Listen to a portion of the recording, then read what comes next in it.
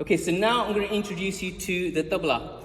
So its origins are based in South India, where the instrument was a full drum, either a pagavij or a mardang, where it was split into two to be able to be played on horseback or on an elephant.